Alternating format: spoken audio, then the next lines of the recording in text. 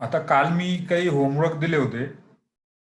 तर पहिला होमवर्क होता की ज्यांच्याजवळ स्वतःचं पॅन नंबर आहे त्यांना मी रजिस्ट्रेशन करायला लावलं होतं. तर कुणी कुणी केलं आणि कुणाला काही प्रॉब्लेम आले का त्यात?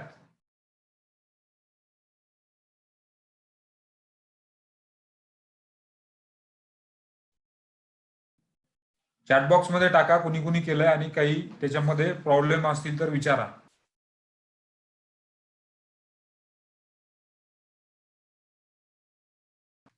आपली जी वेबसाईट होती ई फिलिंगची त्याच्यावरती जाऊन आपल्याला स्वतःचं रजिस्ट्रेशन करण्यासाठी मी काल होमवर्क दिला होता. तर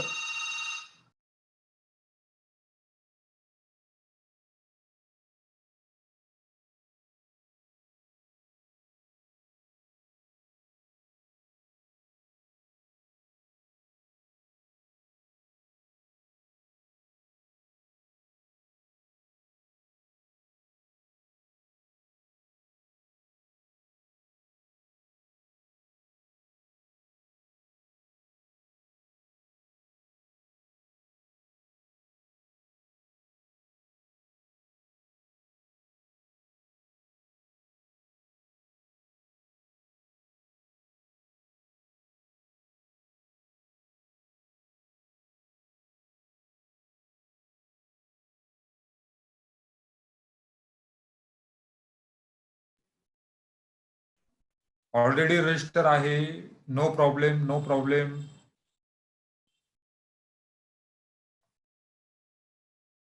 प्रॉब्लेम नाही आला काहीच. रजिस्ट्रेशन केलं नाही, प्रॉब्लेम नाही आला. ऑलरेडी होतं sir. Okay.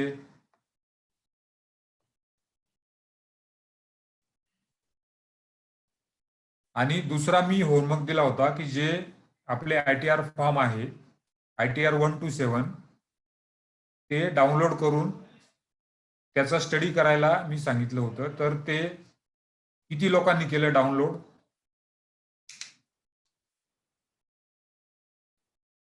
ITR form download केले आणि कुणी बघितले का?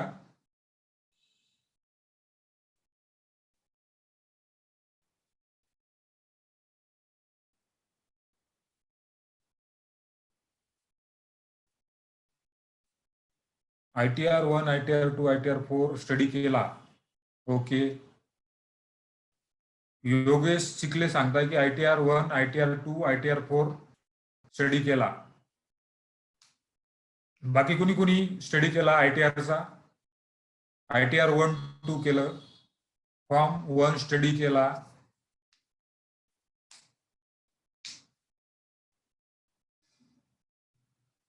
डाउनलोड केले आहे, स्टडी केले.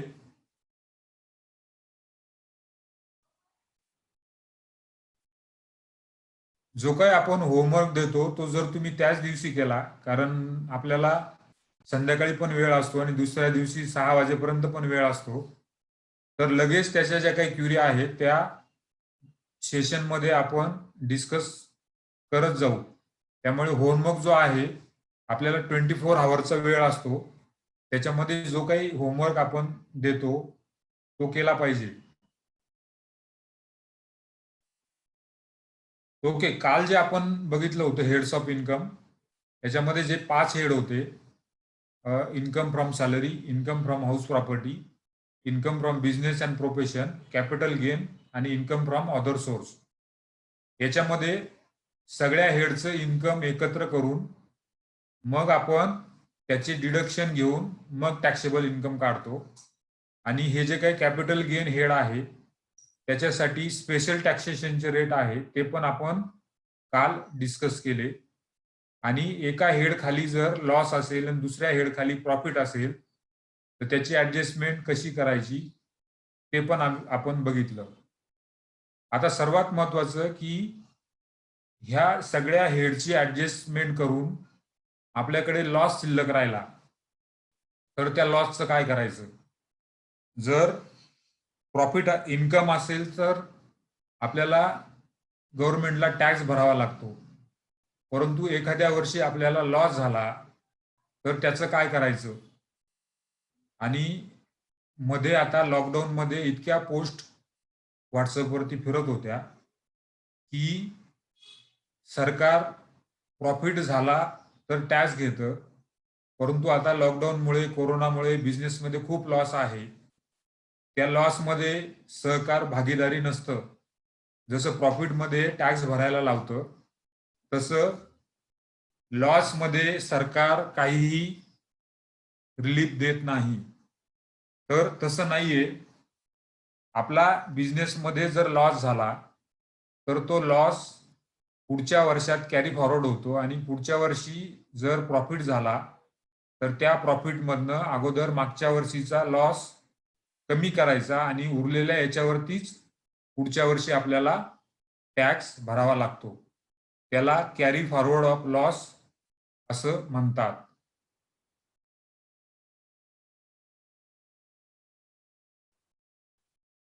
तर कालचा हा एक टॉपिक आपला राहून गेला होता, कॅरी फॉरवर्ड ऑफ लॉसेस.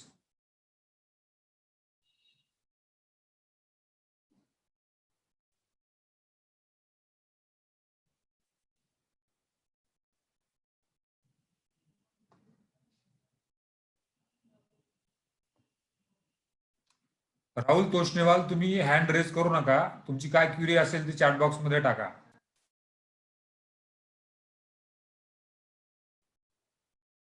तर जसं मी सांगतोय की आपल्याला जर एखाद्या वर्षी बिझनेसमध्ये लॉस झाला, तर त्याचं काय करायचं? तर हा जो लॉस आहे तो पुढच्या वर्षी कॅरी फॉरवर्ड होतो. त्याचे काही रूल आहे ते आपण डिस्कस करू. तर हाऊस प्रॉपर्टी मधला जो काही लॉस असेल तो पुढच्या वर्षी इन्कम फ्रॉम हाऊस प्रॉपर्टी असेल तर तो रिक्यूप होतो आणि हा लॉस 8 वर्षापर्यंत तुम्हाला कॅरी फॉरवर्ड करता येतो. म्हणजे समजा आता 19-20 अकाउंटिंग इयरमध्ये जर तुम्हाला हाऊस प्रॉपर्टीचा काही लॉस असेल आणि तुम्हाला पुढच्या वर्षी हाऊस प्रॉपर्टीमध्ये काही इन्कम झाला, तर तुम्हाला अगोदर मागच्या वर्षीचा लॉस लेस करायचा आहे आणि उरलेल्या याच्यावरतीच तुम्हाला टॅक्स भरावा लागतो. हे झालं हाऊस प्रॉपर्टी हेडचं. नंतर तुमचा काही स्पेक्युलेशन लॉस असेल ह्या वर्षामध्ये, तर पुढच्या वर्षी तुम्हाला काही स्पेक्युलेशन लॉस झाला, तर तो लॉस कॅरी फॉरवर्ड होतो. इथे इयर्स दिलेले आहे.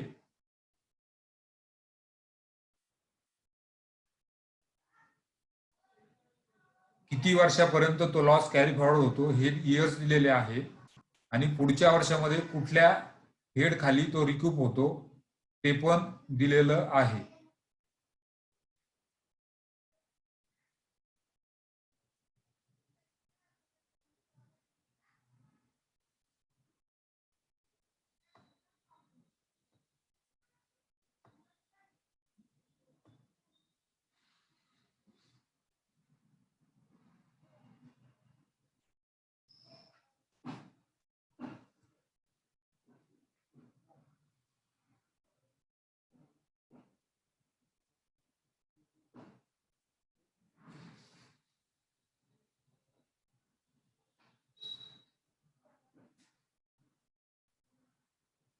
तर पहिलं जे आहे हाऊस प्रॉपर्टीचं, पुढच्या वर्षी हाऊस प्रॉपर्टीमध्ये इन्कम असेल तर तो कॅरी फॉरवर्ड होतो आणि पुढच्या वर्षीच्या इन्कम मधनं तो हाऊस प्रॉपर्टीचा लॉस लेस होतो.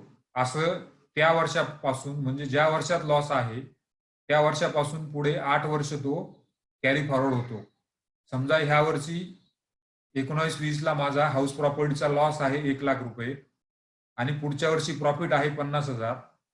तर त्या प्रॉफिटमधनं 1,00,000 रुपये लॉस लेस होईल आणि तरी माझा 50,000 शिल्लक राहिला. तो त्याच्या पुढच्या वर्षी असं 8 वर्षापर्यंत तो कॅरी फॉरवर्ड होतो. नंतर स्पेक्युलेशन लॉस आहे तो पुढच्या वर्षी जो स्पेक्युलेशन लॉस प्रॉफिट आहे त्यातनं तो लेस होतो. असं तो 4 वर्षापर्यंत कॅरी फॉरवर्ड होतो.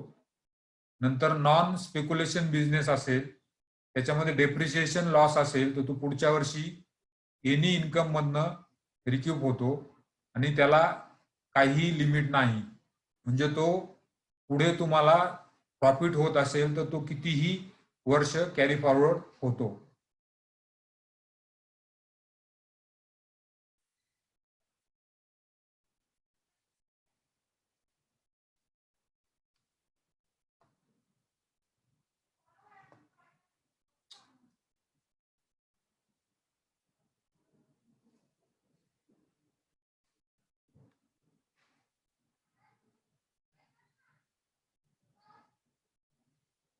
नंतर अदर बिझनेस लॉस आहे तो पुढच्या वर्षी स्पेक्युलेटिव्ह किंवा नॉन स्पेक्युलेटिव्ह बिझनेस मध्ये तो त्याचा लॉस कॅरी फॉरवर्ड होतो, तो पण 8 वर्षापर्यंत.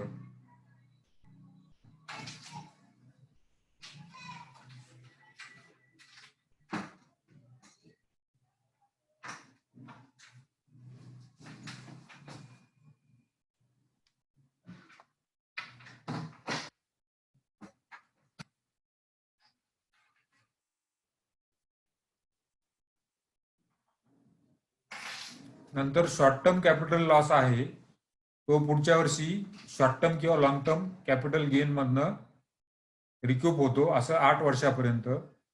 Long term capital gain loss असेल तर तो पुढच्या वर्षी लॉंग टर्म कॅपिटल गेन मधनं लेस होतो, असा तो 8 वर्ष कॅरी फॉरवर्ड होतो. आणि हे जे काही loss from activity of horse races असेल तो पुढच्या वर्षी सेम ऍक्टिव्हिटी पासून जर प्रॉफिट झाला तर तो कॅरी फॉरवर्ड होतो, लेस होतो, असा 4 वर्षापर्यंत लॉस हा कॅरी फॉरवर्ड होतो. स्पेक्युलेशन लॉस म्हणजे त्याला मराठीमध्ये सट्टा म्हणतात. आपण कुठलाही जो सट्टा खेळतो त्याच्यात जर प्रॉफिट झाला तर त्याला स्पेक्युलेशन लॉस असं म्हणतात. तर असं हे कॅरी फॉरवर्डचं शेड्यूल आहे. इथे ह्या वर्षामध्ये कुठले कुठले लॉस आहे ते दिलेलं आहे. ते पुढल्या वर्षी कुठल्या हेडमधनं लेस होतील ते दिलेलं आहे. आणि तो लॉस किती वर्षापर्यंत कॅरी फॉरवर्ड होतो, ज्या वर्षात लॉस झाला आहे त्या वर्षापासून पुढे किती वर्ष कॅरी फॉरवर्ड होतो हे थर्ड कॉलम मध्ये दिलेलं आहे.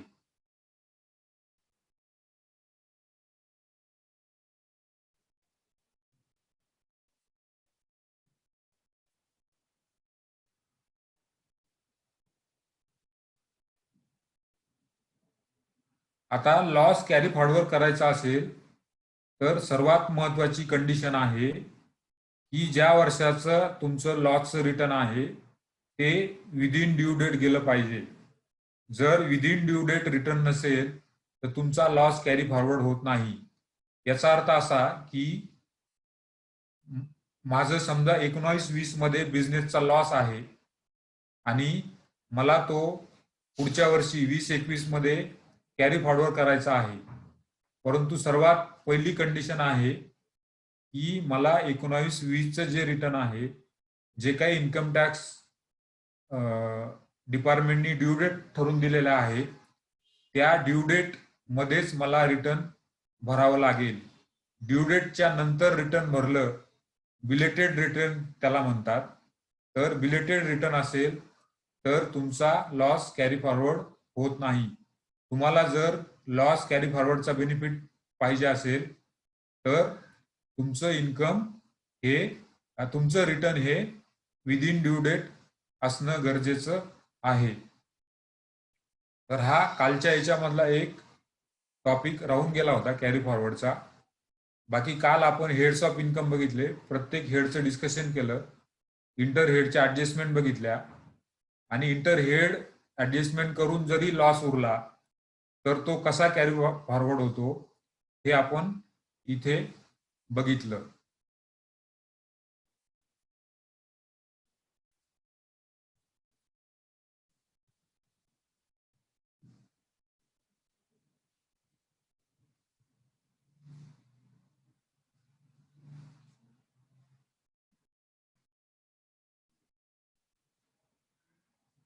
तर आता जे काही ITR फॉर्म आहे, मी सांगितलं होतं की तुम्ही ITR फॉर्म डाउनलोड करून चेक करा. तर ते एक 2-3 ITR फॉर्म आहे महत्वाचे, ते आपण आता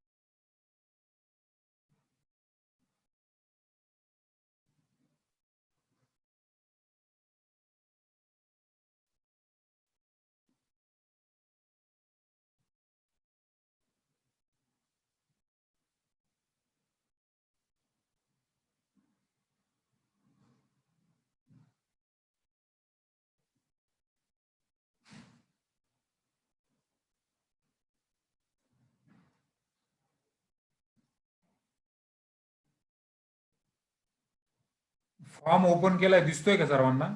ITR-1.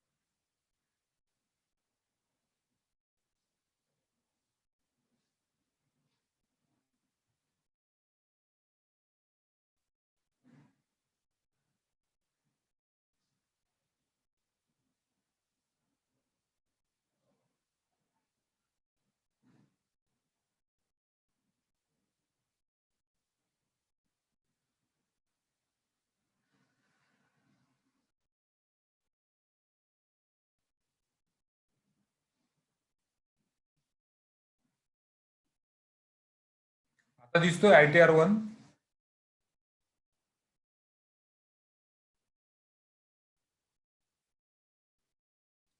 ITR-1 दिसतोय का?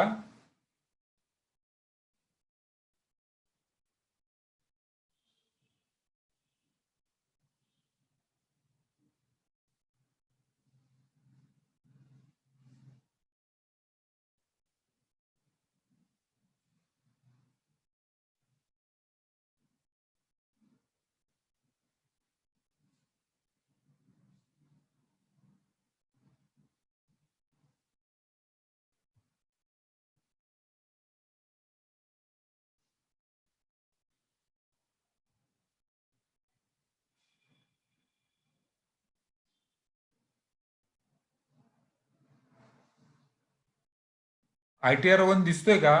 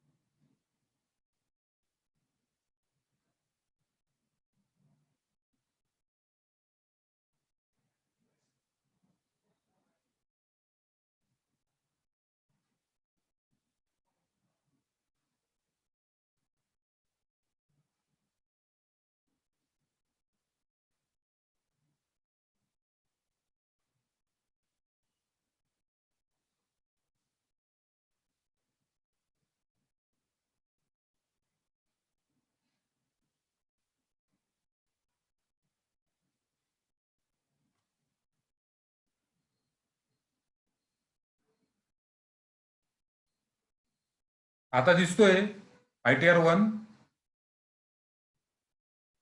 ओके.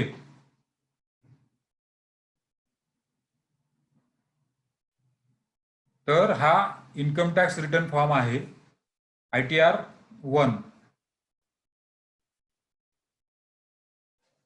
तर इथे फॉर्म नंबर ITR-1 त्याला सहज म्हटलं जातं. इथे इंडियन इन्कम टॅक्स रिटर्न वरती आहे, इथे असेसमेंट इयर आहे 2021. तर हा फॉर्म कुणाला ऍप्लिकेबल होतो? इथे दिलेला आहे, for individual being a resident, having income up to 50 lakhs, having income from salary house property आणि अदर सोर्स आणि ॲग्रिकल्चर इन्कम अप टू 5,000. तर आपल्याला फॉर्म सिलेक्ट करताना हे वरती बघायचं आहे की आपण ज्याचं रिटर्न भरतोय त्याच्यासाठी कुठला फॉर्म ऍप्लिकेबल आहे. तर ते इथे प्रत्येक फॉर्मच्या तिथे दिलेलं असतं. तर हा जो फॉर्म बघितला तर इथे पॅन नंबर असतो, इथे डेट ऑफ बर्थ असते, इथे आधार नंबर असतो, mobile number, email I D, address. नंतर इथे तुम्हाला टिक करावं लागतं की रिटर्न हे कसं भरलेलं आहे. आता इथे सेक्शन दिलेले आहे 139(1) म्हणजे on or before due date. जसं मी सांगितलं की इन्कम टॅक्सच्या काही ठरलेल्या ड्यू डेट्स असतात, त्या ड्यू डेटच्या आत रिटर्न आपल्याला भरावं लागतं. तर ड्यू डेटच्या आत रिटर्न जर तुम्ही भरत असाल तर इथे फर्स्ट कॉलममध्ये टिक करायचं आहे. नंतर ड्यू डेट नंतर जर भरत असेल तर या सेकंड बॉक्समध्ये आपल्याला टिक करायचं आहे. म्हणजे ड्यू डेट निघून गेली आणि आपल्याला आपण रिटर्न भरत असाल तर हे बिलेटेड रिटर्न होतं. आणि 139(5) जे आहे ते रिवाइज रिटर्न असतं. तर ते रिवाइज रिटर्न काय आहे.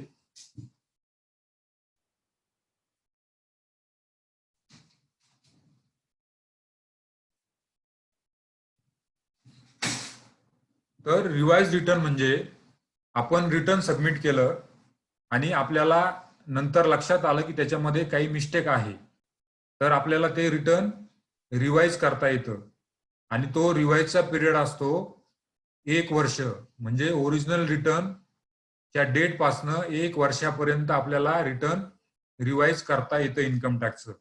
हे तुम्ही नोटबुक मध्ये नोट करून घ्या. जर आपण इन्कम टॅक्स रिटर्न भरलं आणि त्याच्यात काही लक्षात आलं की आपल्याला मिस्टेक आहे, तर आपल्याला रिटर्न रिवाइज करण्याची परमिशन आहे. आणि रिवाइज रिटर्न हे ज्या डेटला ओरिजिनल रिटर्न भरलेला आहे त्या डेट पासनं 1 वर्षापर्यंत आपल्याला हे रिवाइज करता येतं. तर तुम्ही रिवाइज करत असाल तर इथे टिक मारायची आहे. ड्यू डेटच्या आत भरत असाल तर इथे, ड्यू डेट नंतर असेल तर इथे, रिवाइज असेल तर इथे. आणि हे 1192B जे आहे आफ्टर कंडोनेशन ऑफ डिले. तर होतं काय, ड्यू डेट रिटर्नची ड्यू डेट संपल्यानंतर 31 मार्च पर्यंत तुम्हाला बिलेटेड रिटर्न भरता येतं. परंतु 31 मार्च नंतर तुम्हाला रिटर्न बिलेटेड सुद्धा भरता येत नाही. आणि मग तुम्हाला कमिशनरकडे ऍप्लिकेशन करावं लागतं की आमचा डिले कंडोन करा. आणि त्याचं कंडोलेशन लेटर आल्यानंतर जर तुम्ही रिटर्न भरत असाल तर इथे टिक करायची आहे. नंतर इथे नेचर ऑफ एम्प्लॉयमेंट आहे. समजा सॅलरी कोणाकडनं मिळते, तुम्ही कुठे सर्व्हिसला आहे, central government, state government, public sector undertaking, pensioner, others, इथे टिक मारायचे आहे. नंतर खाली आहे इफ रिवाइज. तर रिवाइज करत असाल तर ओरिजिनल रिटर्नचा अॅक्नॉलेजमेंट नंबर, रिसिट नंबर आणि त्याची डेट इथे टाकायची आहे. नंतर नोटीस आल्यानंतर जर तुम्ही रिटर्न भरत असाल तर त्या नोटीसचा युनिक नंबर असतो, तो इथे तुम्हाला टाकायचा आहे.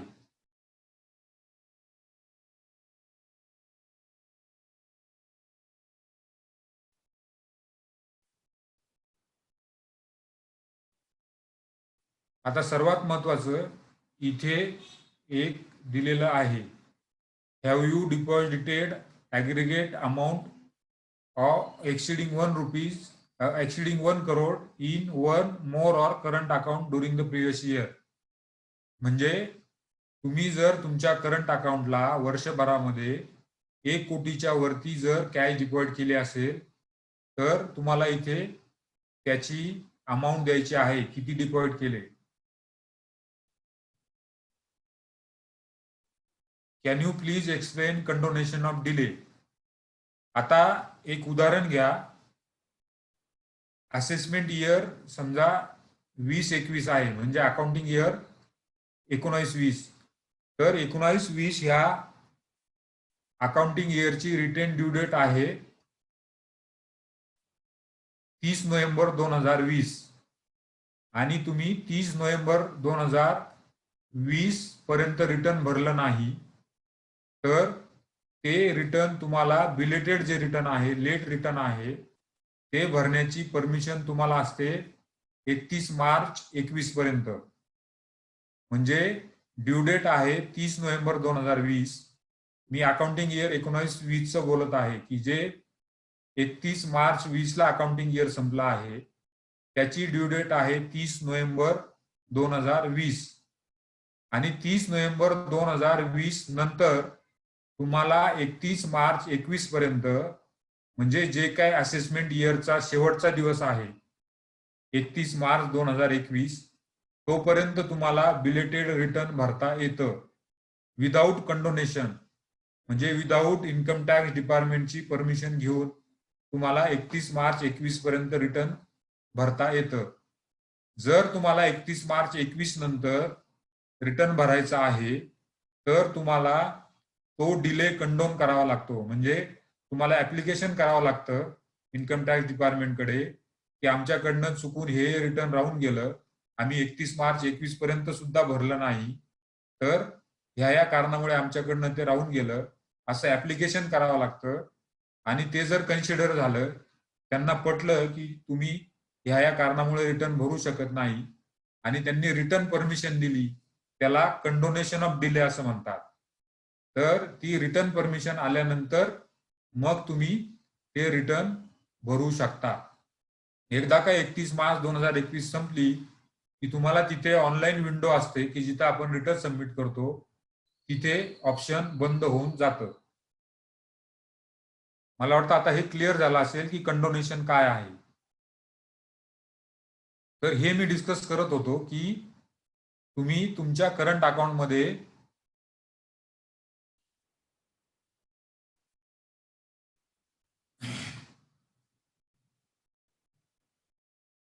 डिले रिटर्न कधी कधी पेनल्टी सहित असतं, कधी कधी पेनल्टी लागत नाही. तर 1 करोड जर तुम्ही कॅश डिपॉझिट केली तर त्याचे डिटेल्स इथं तुम्हाला द्यावे लागतात. नंतर पुढचं आहे have you incurred expenditure of an amount or aggregate of amount exceeding 2 lakhs for travel to a foreign country. जर तुम्ही मागच्या वर्षामध्ये म्हणजे ज्या वर्षाचं रिटर्न भरत असाल त्या वर्षामध्ये काही फॉरेन ट्रॅव्हल वरती 2 लाखाच्या वरती जर एक्सपेन्सेस केला असेल तर इथे त्याची अमाऊंट तुम्हाला द्यावी लागते. नंतर पुढे आहे have you incurred expenditure of amount or aggregate amount exceeding 1 lakh on consumption of electricity during the previous year. म्हणजे तुमचं इलेक्ट्रिसिटीचं कन्झम्पशन जर मागच्या वर्षामध्ये म्हणजे ज्या वर्षाचं आपण रिटर्न भरत आहे त्या वर्षामध्ये 1 लाखाच्या वरती असेल अमाऊंट, टोटल वर्षभराचं लाईट बिल जर 1 लाखाच्या वर असेल तर त्याचे डिटेल्स इथं तुम्हाला द्यावे लागतात.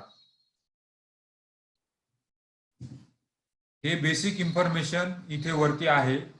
तुमचं नाव, ईमेल ॲड्रेस, नंतर तुमचा ॲड्रेस, नंतर हे बेसिक इन्फॉर्मेशन, नंतर रिवाइज रिटर्न आहे की ओरिजिनल आहे आणि हे सगळे बेसिक जे आहे हे तुम्हाला इथे द्यावे लागतात. नंतर मेन पार्ट सुरू होतो की तुमच्या इन्कमचा.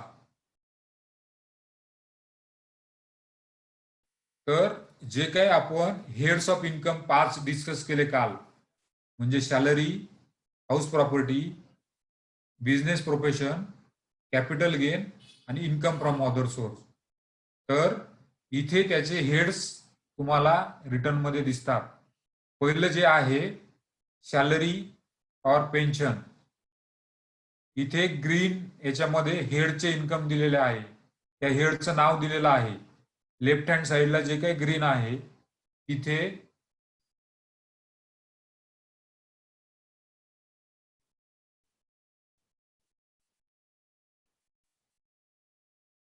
हेडचे नाव दिलेले आहे. जे आपण काल हेड डिस्कस केले त्याचे नाव दिलेले आहे. आता तुम्ही मला इथे दोनच हेड का दिसत आहे, सॅलरी आणि हाऊस प्रॉपर्टी. तर सुरुवातीलाच मी तुम्हाला सांगितलं की हा फॉर्म कुणासाठी ऍप्लिकेबल होतो, ज्याचं सॅलरी आहे आणि हाऊस प्रॉपर्टी इन्कम आहे, त्यालाच हा फॉर्म 1 ऍप्लिकेबल होतो. म्हणून इथे दोनच हेड आलेले आहे, सॅलरी आणि हाऊस प्रॉपर्टी. तर can you please explain 7th provision of section 139(1). कोणती 7 प्रोव्हिजन?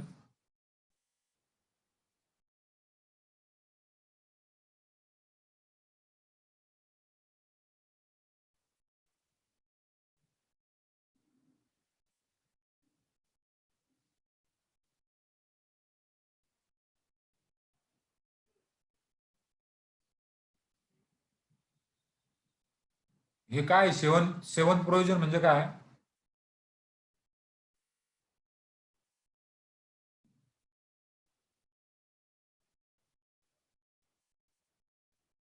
तर इथे हे दोनच हेड इन्कम आलेले आहेत. तर पहिलं जे आहे इथे सॅलरीचे डिटेल्स तुम्हाला टाकायचे आहे. इथे सॅलरी किती आहे, परक्युजिट किती आहे, प्रॉफिट इन लिव्ह सॅलरी किती आहे, नंतर अलाउन्सेस जे लेस होता, हे जे डिटेल्स आहे हे तुम्हाला फॉर्म 16 वरनं भरायचे आहे. फॉर्म 16 म्हणजे सॅलरी सर्टिफिकेट असतं, जे काही एम्प्लॉयर एम्प्लॉईला देतो, त्याच्यामध्ये हे सगळे डिटेल्स आलेले असतात. ते डिटेल्स तुम्हाला इथे भरायचे आहे. नंतर इथे डिडक्शन घ्यायचं आहे. ते डिडक्शन सुद्धा तुम्हाला फॉर्म 16 मध्ये एम्प्लॉयरनी ऑलरेडी दिलेले असतात. आणि असं ग्रॉस सॅलरी लेस डिडक्शन असं करून तुमचा जो इन्कम येतो तो इथे income chargeable under the head salaries इथे टाकायचा आहे. हे झालं सॅलरीचं हेड. 5 हेड पैकी जे आपण काल डिस्कस केले, ते पहिले हेड आहे सॅलरीचं, तो इन्कम इथे येतो. नंतर दुसरा जो हेड आहे तो आहे इन्कम फ्रॉम हाऊस प्रॉपर्टी. इथे ग्रीन याच्यामध्ये हेडचे डिटेल्स दिलेला आहे, हेडचे हेडिंग दिलेलं आहे. इकडे सॅलरी, इकडे हाऊस प्रॉपर्टी. तर इथे तुम्हाला B2 जे आहे, B1 आहे ते सॅलरी, B2 जे आहे ते हाऊस प्रॉपर्टीचं. तर इथे तुम्हाला टिक करायचे आहे की तुमची रेंटेड हाऊस प्रॉपर्टी आहे की सेल्फ ऑक्युपाईड आहे की डीम्ड लेट आउट आहे. इथे तुम्हाला ते टिक करायचं आहे. इथं रेंटचं डिटेल द्यायचे आहे. आणि जसं मी तुम्हाला काल सांगितलं की तुम्हाला हाऊस प्रॉपर्टी खाली फक्त हे दोनच रिडक्शन मिळतात.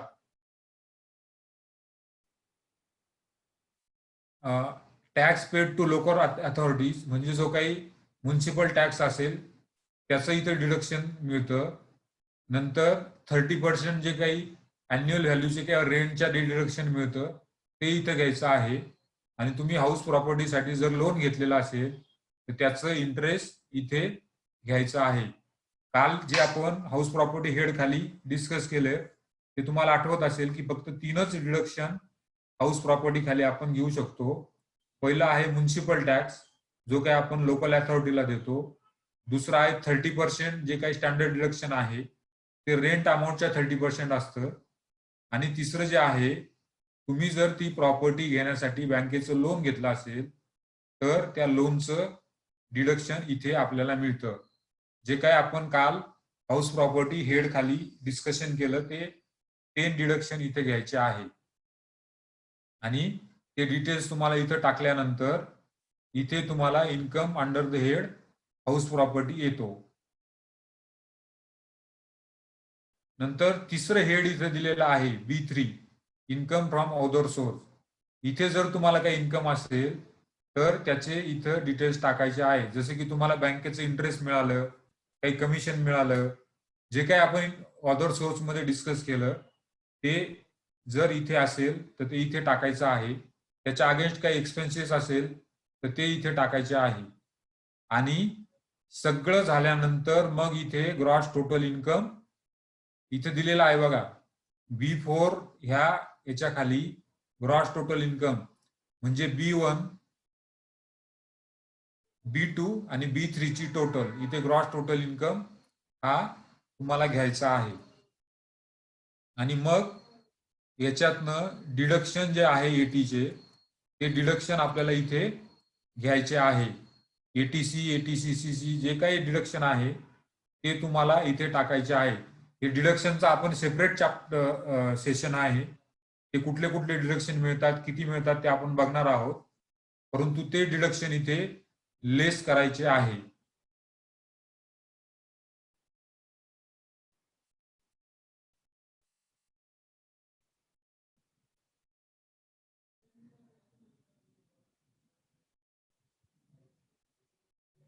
आणि इथे टोटल डिडक्शन गेल्यानंतर हा जो आहे टोटल इन्कम इथे येतो, म्हणजे B4 - C1. तर इथे तो टोटल इन्कम येतो आणि खाली मग तुम्हाला कॉम्प्युटेशन ऑफ टॅक्स पेबल करायचं आहे. जे काही आपण स्लॅब रेट बघितले त्यानुसार इथे कॉम्प्युटेशन करायचं आहे. आणि जो काही उरलेला टॅक्स आहे इथे tax payable on total income, जर रिबेट 87 एचा असेल, म्हणजे तुमचा इन्कम 5 लाखाच्या आत असेल, तर आपण 87 एचं रिबेट मिळतं, जे आपण पहिल्या दिवशी डिस्कस केलं. नंतर हेल्थ अँड एज्युकेशन टॅक्स, नंतर इंटरेस्ट, आणि काही पेनल्टी लागत असेल, फी लागत असेल तर ती, आणि मग टोटल प्रीपेड टॅक्सेस इथे घ्यायचे आहे.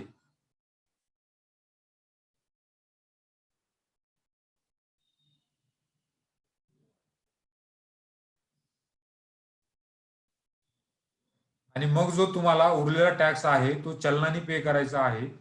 आणि त्या चलनाचे डिटेल्स इथं द्यायचे आहे. डिटेल्स ऑफ बँक अकाउंट्स,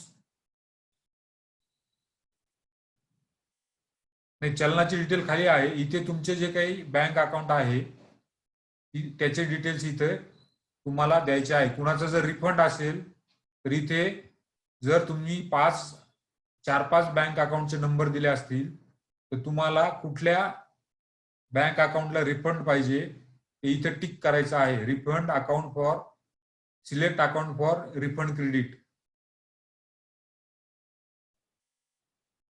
इथे ऍडव्हान्स टॅक्स किंवा सेल्फ असेसमेंट टॅक्स तुम्ही भरला असेल त्याचे डिटेल्स आहे.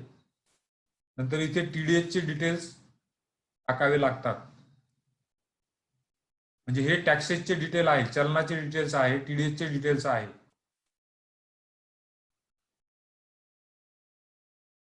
नंतर आपण जे काही एटीचे डिडक्शन म्हणतो किंवा चॅप्टर 6 चे डिडक्शन म्हणतो, त्याचे जे काही तुम्ही डिडक्शन घेतलेले आहे एटीसी खाली, त्याचे डिटेल्स इथे इलिजिबल अमाऊंट तुम्हाला द्यायची आहे.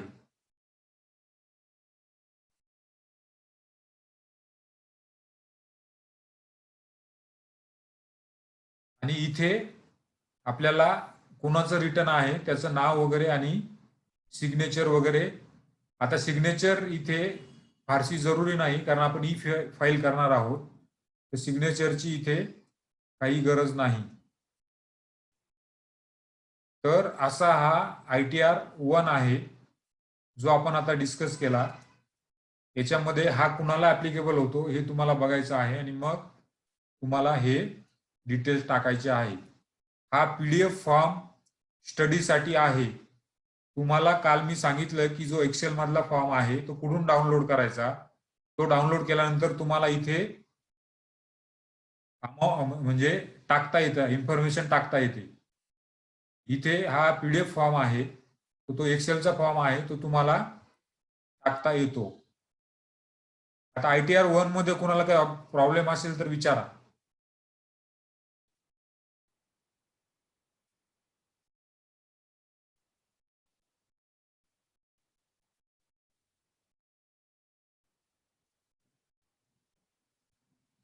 ITR 1 मध्ये काही प्रॉब्लेम आहे कुणाला, काही समजलं नाही?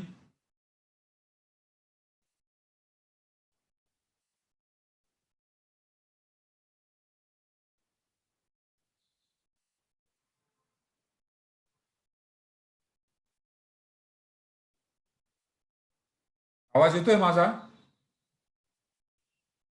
काही प्रॉब्लेम असेल तर विचारा.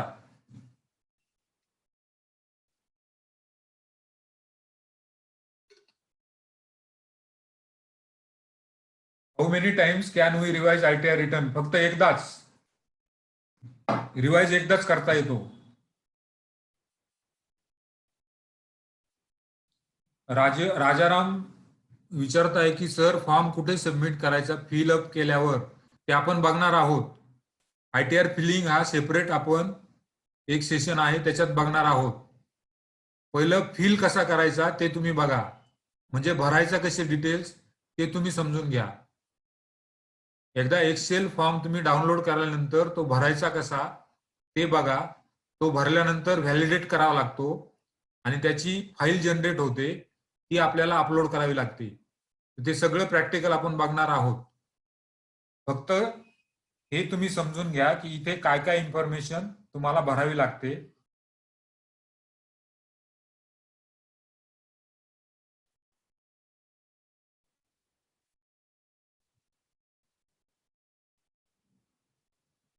आता मी हा एक फॉर्म तुम्हाला समजून सांगितला. तुम्ही आता हे बाकीचे फॉर्म आहे, बऱ्याच लोकांनी सांगितलं की आम्ही स्टडी केला. ज्यांनी स्टडी केला नाही त्यांनी स्टडी करा. नंतर एक्सेल मधले पण डाउनलोड करा, ही माहिती भरायची प्रयत्न करा. त्याचं टोटलिंग वगैरे बरोबर येत आहे की ते बघा.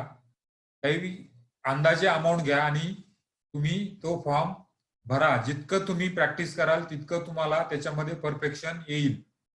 जर तुम्हाला कुठलेही सॉफ्टवेअर वापरायचे नसतील तर तुम्हाला हे एक्सेलची प्रॅक्टिस करावी लागेल. सॉफ्टवेअरमध्ये ऑटोमॅटिक फिगर टाकल्या की फॉर्म जनरेट होतो.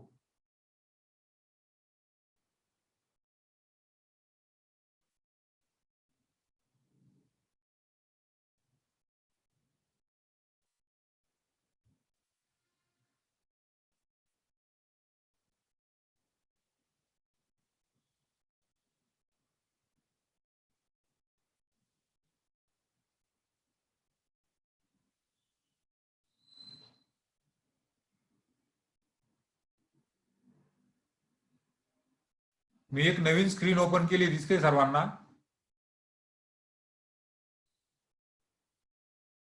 PPT दिसते माझी आता? ओके.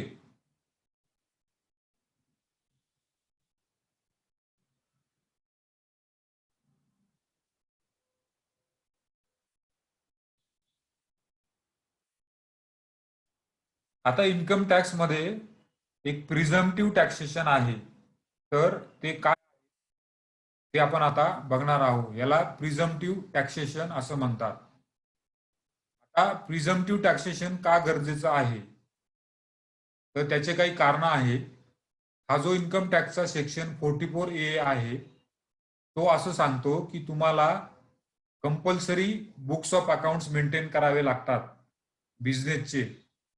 जर तुमचा बिझनेस असेल तर तुम्हाला compulsory books of accounts maintain करावे लागतात. तर ते कधी मेंटेन करावे लागतात, तर हे जे काही प्रोफेशन दिलेले आहे, लीगल म्हणजे वकील, मेडिकल म्हणजे doctor, engineering, accountancy, technical consultancy आणि इंटेरियर डेकोरेटर, ह्या ज्या काही इथे दिलेले आहे प्रोफेशन, त्यांना compulsory books of accounts maintain करावे लागतात. जरी तुमचा इन्कम 1 रुपया जरी असेल ग्रॉस रिसीट, तरी ह्या ज्या काही इथे मी कॅटेगरी दिलेल्या आहे त्यांना compulsory books of accounts maintain करावे लागतात. त्याच्यामध्ये वकील, doctor, engineer, accountant, technical consultancy आणि इंटेरियर डेकोरेटर हे इन्कम टॅक्सनी स्पेसिफाईड केलेले प्रोफेशन आहे. यांना 1 रुपया जरी ग्रॉस रिसीट असेल तर तुम्हाला अकाउंट्स मेंटेन करावे लागतात. तर अकाउंट्स मेंटेन म्हणजे काय, तर कुठले कुठले अकाउंट्स मेंटेन करावे लागतात. त्याच्यामध्ये तुमचं cash book, ledger, bank book, voucher, इन्कमचे व्हाउचर, एक्सपेन्सेसचे व्हाउचर, म्हणजे जे काही तुम्ही प्रॉफिट अँड लॉस अकाउंट मध्ये अकाउंटिंग करणार आहात त्याचे सगळे व्हाउचर आणि प्रूफ्स तुम्हाला अकाउंट रायटिंग करावं लागतं आणि ते मेंटेन सुद्धा करावे लागतात.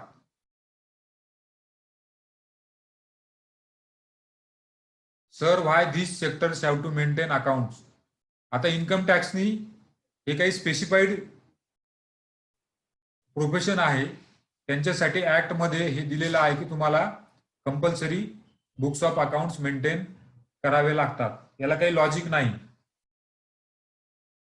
आता हे झालं ह्या स्पेसिफाईड प्रोफेशनसाठी.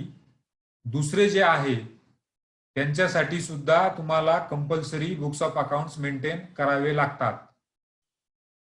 हे तुम्ही समजून घेतलं तर तुम्हाला अकाउंटंट आणि टॅक्स कन्सल्टन्सीमध्ये याचं मार्केटिंग करण्यासाठी उपयोग होणार आहे. तुम्ही लोकांना पटवून द्यायचं आहे की इन्कम टॅक्सचा हा सेक्शन आहे 44A, त्याच्या खाली तुम्हाला कंपल्सरी अकाउंट्स मेंटेन करावे लागतात आणि जर मेंटेन केले नाही तर त्याला पेनल्टी आहे.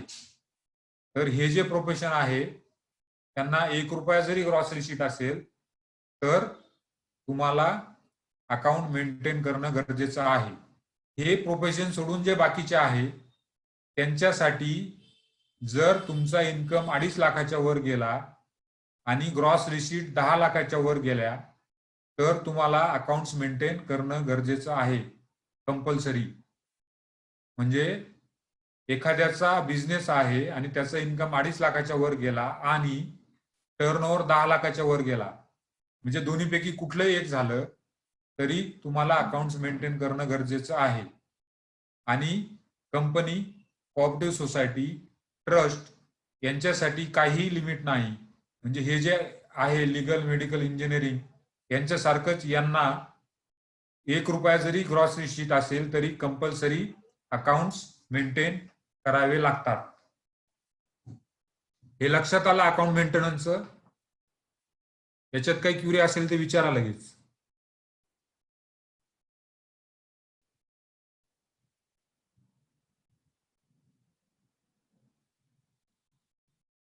जे इंजिनियर जॉब करतात आहे तर जो जॉब करतो इंजिनियर त्याला सॅलरी सर्टिफिकेट मिळेल. मी हे बिझनेस बद्दल बोलतोय. सॅलरी सर्टिफिकेट ज्याला असेल ते सॅलरी खाली टॅक्सेबल होईल. आपण अकाउंट मेंटेन करतो ते बिझनेसचे, हे मी बिझनेस बद्दल बोलत आहे, सॅलरी बद्दल नाही बोलत. जो इंजिनियर जॉब करतो त्याला 16 नंबर मिळतो, सॅलरी सर्टिफिकेट मिळतं, त्याला अकाउंट मेंटेन करायची गरज नाही. जो प्रोफेशन आहे, जो स्वतःची प्रॅक्टिस करतो, म्हणजे एखादा वकील आहे तो प्रॅक्टिस करतो, डॉक्टर स्वतःची प्रॅक्टिस करतो, इंजिनियर स्वतःची प्रॅक्टिस करतो. एखादा वकील जर कुठे कंपनीत जॉबला असेल तर त्याला काही गरज नाही. एखादा डॉक्टर एखाद्या हॉस्पिटलमध्ये जॉबला असेल तर त्याला काही गरज नाही. तो स्वतःची प्रॅक्टिस करत असेल, स्वतःचा व्यवसाय असेल तरच हे लीगल, मेडिकल हे ऍप्लिकेबल होतं. सर्व्हिसवाल्याला ऍप्लिकेबल होत नाही.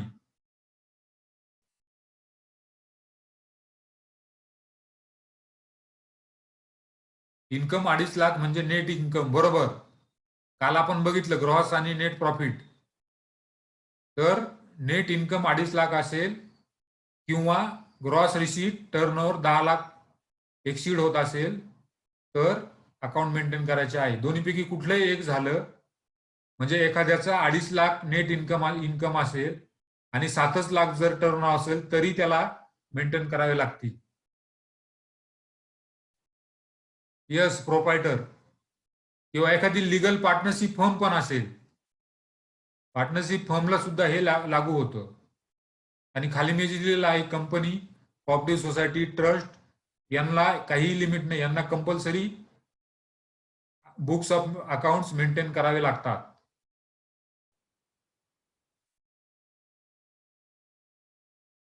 तर ज्यांना अकाउंट आणि टॅक्सेशन मध्ये करिअर करायचं आहे त्यांनी हा सेक्शन नीट समजून घ्या, कारण तुम्हाला लोकांना समजून सांगता आलं पाहिजे आणि तुम्ही समजून सांगितलं तरच तुम्हाला अकाउंटिंगचे कामं मिळतील. आणि हा सेक्शन खाली तुम्हाला कंपल्सरी आहे आणि जर मेंटेन केलं नाही तर त्याला ₹10,000 पेनल्टी आहे.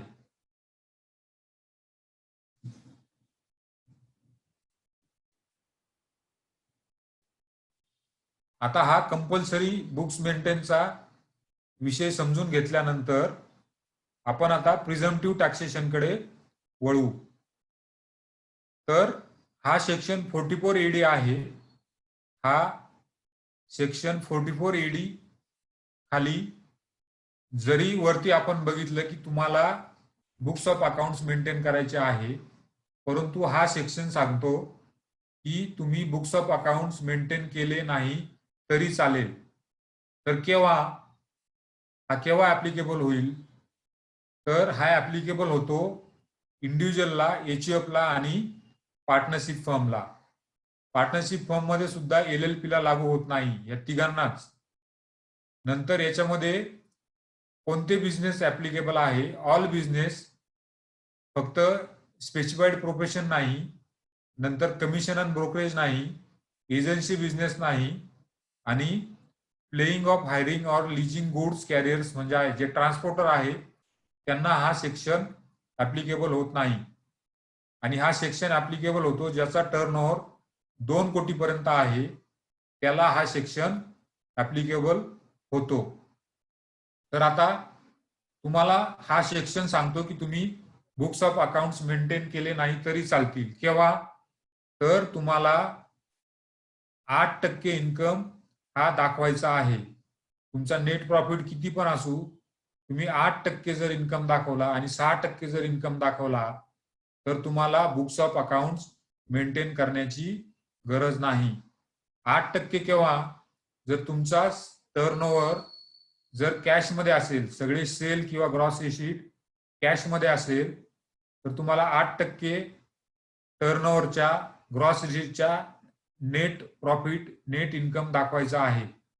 आणि जर तुमचा चेकनी जर असेल किंवा डिजिटल पेमेंटने असेल ग्रॉस रिसीट, तर तुम्हाला 6% इन्कम दाखवायचा आहे. तुम्ही 8% इन्कम दाखवला, 6% इन्कम दाखवला, तर तुम्हाला बुक्स ऑफ अकाउंट्स मेंटेन करण्याची गरज नाही. त्याला नॉन अकाउंट केस असं म्हणतात इन्कम टॅक्स मध्ये. जसं आपण अगोदरच्या सेक्शन मध्ये बघितलं की तुम्हाला compulsory books of accounts maintain करायचे आहे, परंतु तुम्ही जर 8% आणि 6% जर इन्कम दाखवला तर तुम्हाला बुक्स ऑफ अकाउंट्स मेंटेन करण्याची गरज नाही. असा हा प्रिझम्पटिव्ह टॅक्सेशन मधला पहिला सेक्शन आहे, तो 44AD. हा समजला सर्वांना किंवा याच्यात काही अडचण असेल तर विचारा, नंतर मी पुढच्या सेक्शन कडे जातो.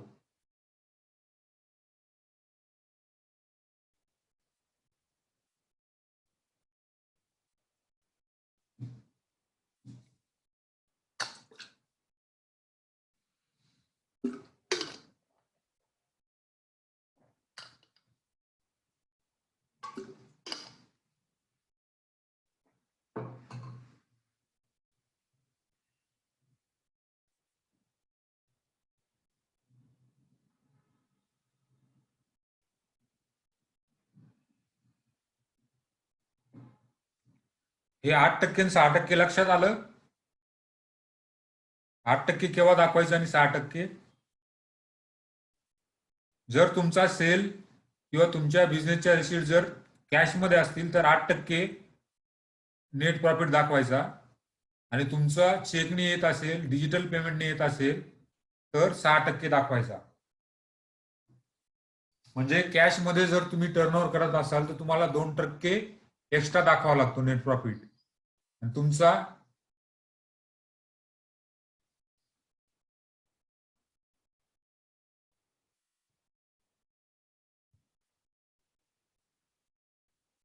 8% ह्या ग्रॉस रिसीटच्या, तुमच्या ज्या काही ग्रॉस रिसीट असतील त्याच्या 8%. समजा माझा सीएचा बिझनेस आहे आणि मी वर्षभरामध्ये 50 लाखाचं बिल रेज केलं, तर 50 लाखाच्या 8%.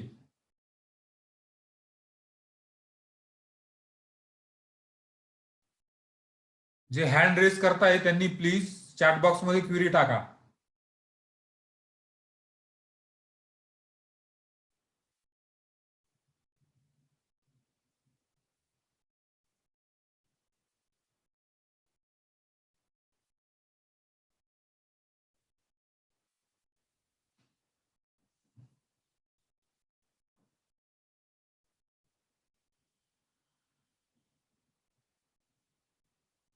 हा 44AD सेक्शन आहे.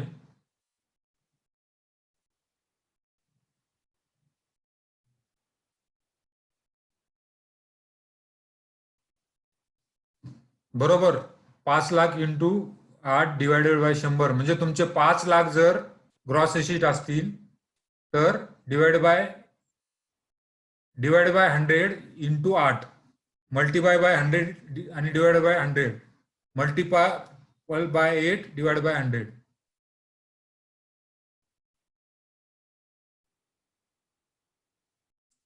It is mandatory that if you opt for presumptive taxation once, you can't come back to normal. Amit मी ते पुढे कव्हर केलेला आहे तो टॉपिक, त्याच्यावरती मी पुढे पीपीटी मध्ये कव्हर केलेला आहे.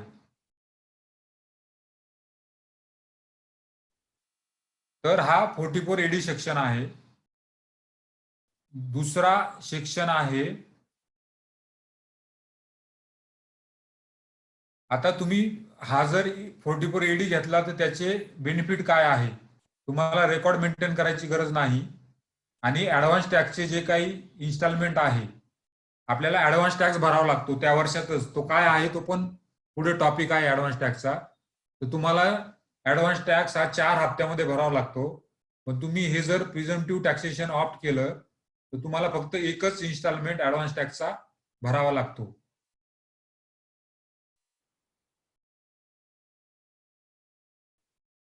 आणि सर्वात महत्वाचं, जर तुम्हाला 8% आणि 6% कमी प्रॉफिट दाखवायचं असेल तर तुम्हाला अकाउंट मेंटेन करायचे आहे आणि त्याचं ऑडिट कंडक्ट करायचं आहे. जर तुमचा टर्नओव्हर हा 2 कोटी पर्यंत असेल आणि तुम्ही 8% आणि 6% जर प्रॉफिट दाखवला नाही, त्याच्या खाली दाखवला, तर तुम्हाला अकाउंट मेंटेन करायचे आहे आणि ऑडिट कंडक्ट करायचं आहे.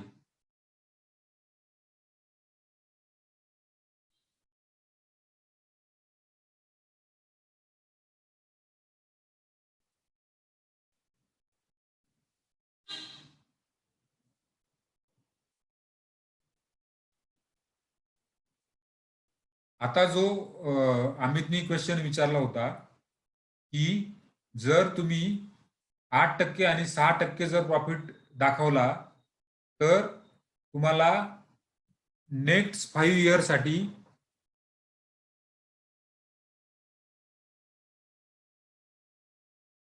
ही स्कीम परत घेता येत नाही.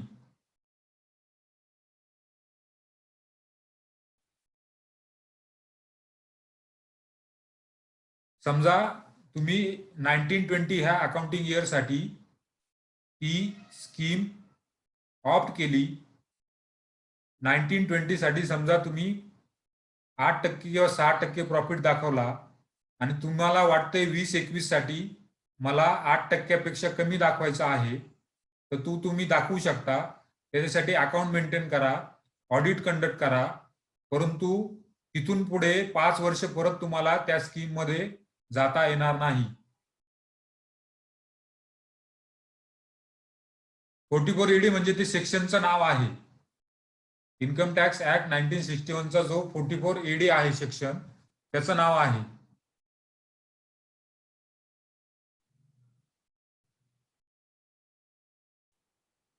For accounting year 1920, date of advance tax payment under section 44 AD will be on or before 15 March. बरोबर.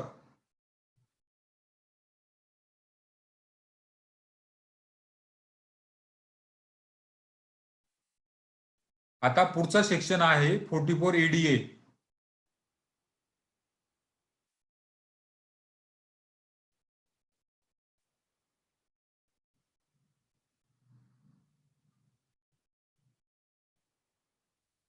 चिन्मय खैरे असं विचारत आहे की 2 करोड रेव्हेन्यू झाल्यावर प्रिझम्पटिव्ह इन्कम ऑप्ट केला आणि 8 आणि 6% पण पूर्ण केली कंडिशन, पण याचा उपयोग काय होणार आहे?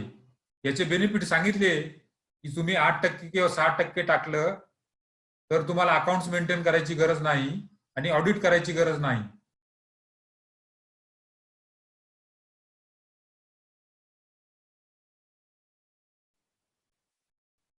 ऑडिट म्हणजे इन्कम टॅक्स मध्ये तुमचा टर्नओव्हर 1 कोटीच्या वरती गेल्यानंतर तुम्हाला ऑडिट करावं लागतं. आता ऑडिट केव्हा करतो? ऑडिट हे तुम्हाला सीए कडनं करावं लागतं. तर तो पण आपला टॉपिक आहे, ऑडिट म्हणजे काय. परंतु मी थोडक्यात सांगतो की तुम्हाला अकाउंट्स मेंटेन करावे लागतात आणि तुमच्या चार्टर्ड अकाउंटंटकडनं त्याचं ऑडिट करावं लागतं.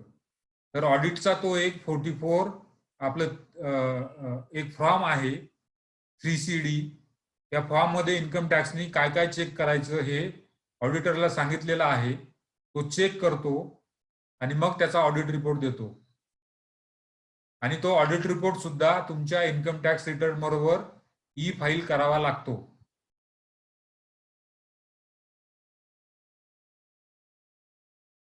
तर पहिला सेक्शन 44 ED झाल्यानंतर दुसरा सेक्शन आहे 44 EDA. जे काही आपण स्पेसिफाईड प्रोफेशन बघितले की ज्यांना compulsory books of accounts maintain करावे लागतात, तर त्यांच्यासाठी पण हा सेक्शन आहे की तुम्हाला जर अकाउंट मेंटेन करायचे नसतील तर तुम्ही ग्रॉस रिसीटच्या 50% प्रॉफिट दाखवायचा आहे. आणि हे ऍप्लिकेबल कुणाला होतं की जे काही वकील, doctor, engineer, architect, accountant, technical consultant यांच्या ग्रॉस रिसीट 50 लाखापर्यंत आहे, त्यांनी त्या ग्रॉस रिसीटच्या 50% प्रॉफिट दाखवायचा आहे. आणि 50% जर प्रॉफिट दाखवला तर तुम्हाला अकाउंट मेंटेनची गरज नाही आणि ऑडिट करायची गरज नाही.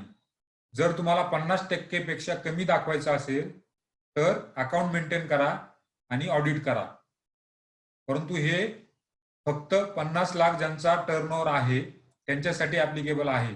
ज्यांचा टर्नओव्हर 50 लाखाच्या वर गेला त्यांना कंपल्सरी अकाउंट मेंटेन करायचं आहे आणि ऑडिट पण करायचं आहे.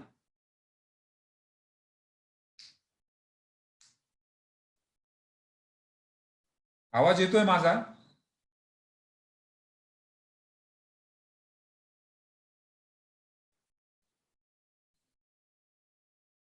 ओके. तर असं हे 44 EDA सेक्शन आहे. तर जसं ED मध्ये आपण बघितलं 8% व 6% दाखवायचं आहे, तसं EDA मध्ये हे जे काही प्रोफेशन आहे त्यांच्यासाठी 50% दाखवायचं आहे. आपण ED मध्ये 2 कोटीपर्यंतचं लिमिट बघितलं, इथे EDA मध्ये 50 लाखाचंच लिमिट आहे.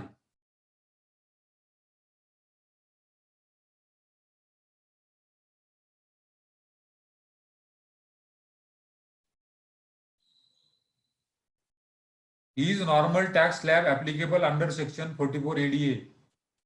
हा आपण इन्कम डिसाईड करतोय. एकदा इन्कम डिसाईड झाला की मग त्यातनं ग्रॉस टोटल इन्कम येईल, त्यातनं तुमचे डिडक्शन जातील आणि मग उरलेला टॅक्सेबल इन्कम राहील. मग त्याच्यावर स्लॅब रेटने तुम्हाला टॅक्स काढायचे आहे. हे जे आपण बघतो आहे हा आपण प्रॉफिट डिसाईड करण्यासाठी आहे. तुम्हाला स्लॅब रेट ऍप्लिकेबल होतील.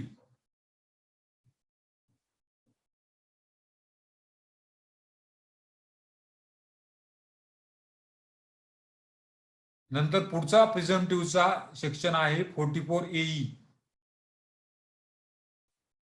हे 44 AD, 44 ADA आणि 44 AE या 3 स्कीम आहे प्रिझम्पटिव्ह टॅक्सेशनच्या. तर आता 44 AE कोणाला ऍप्लिकेबल होतो?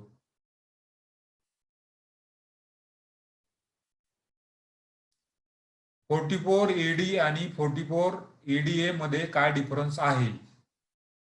44 AD हा जे काही प्रोफेशन आपण डिस्कस केले ते सोडून बाकीच्यासाठी ऍप्लिकेबल होतो. EDA मध्ये जे काही प्रोफेशन आपण बघितले हे जे प्रोफेशन आहे यांना EDL ऍप्लिकेबल होतो. म्हणजे आता मी चौथ्यांदा रिपीट करतोय की हे जे स्पेसिफाईड प्रोफेशन आहे आपण सुरुवातीलाच बघितलं की यांना compulsory books of account maintain करण्याची गरज आहे, टर्नओव्हर 1 रुपया जरी असला तरी. परंतु त्यांच्यासाठी हा EDA सेक्शन आहे. ते कोणते कोणते आहे? Legal, medical, engineering, architect, accountancy, technical consultancy, interior decorator. तर हे सोडून जे बाकीचे बिझनेसमन आहे त्यांना ED ऍप्लिकेबल होतो, 44 AD. आणि ह्या प्रोफेशनसाठी ED ऍप्लिकेबल होतो. मला वाटतं आता बऱ्यापैकी क्लिअर केलं आहे मी की जे काही हे प्रोफेशन दिलेले आहे यांना ईडी ऍप्लिकेबल होतो. हे सोडून बाकीचे आहे त्यांना ईडी ऍप्लिकेबल होतो. आणि पुढचा एक सेक्शन आहे तो पण सेपरेट आहे, तो आहे ट्रान्सपोर्टरसाठी. हा एई जो आहे हा ट्रान्सपोर्टर जे आहे त्यांना ऍप्लिकेबल होतो. ट्रान्सपोर्टर म्हणजे जे काही ट्रकचा बिझनेस करतात, engage in the business of plying leasing hiring trucks, म्हणजे जे काही ट्रान्सपोर्टर आहे त्याच्यासाठी हा ऍप्लिकेबल होतो. ट्रक ट्रान्सपोर्टसाठी, गुड्स ट्रान्सपोर्टसाठी हा ऍप्लिकेबल होतो.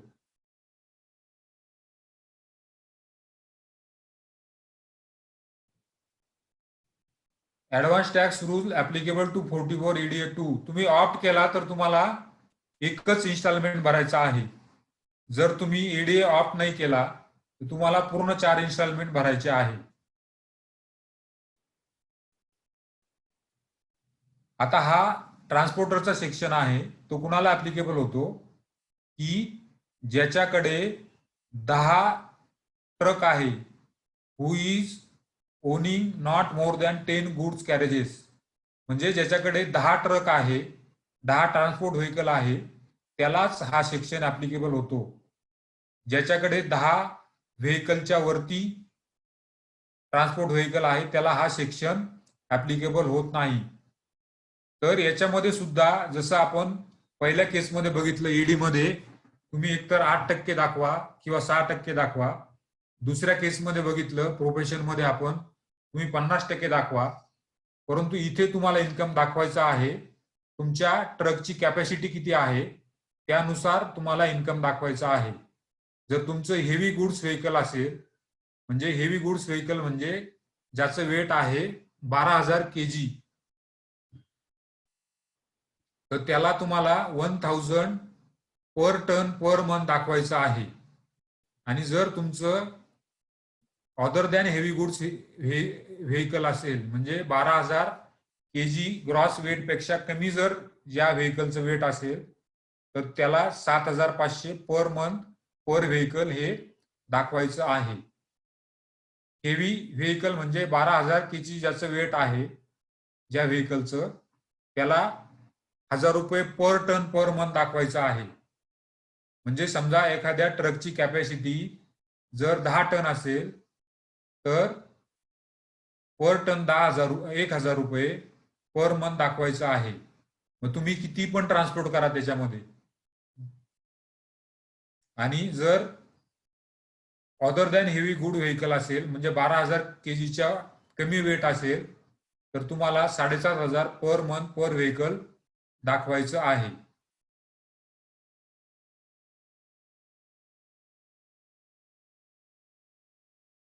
हा समजला ट्रान्सपोर्टरचा सेक्शन. या सेक्शन मध्ये जरी तुम्ही याच्यापेक्षा कमी दाखवलं तर तुम्हाला अकाउंट मेंटेन करा आणि ऑडिट करणं गरजेचं आहे.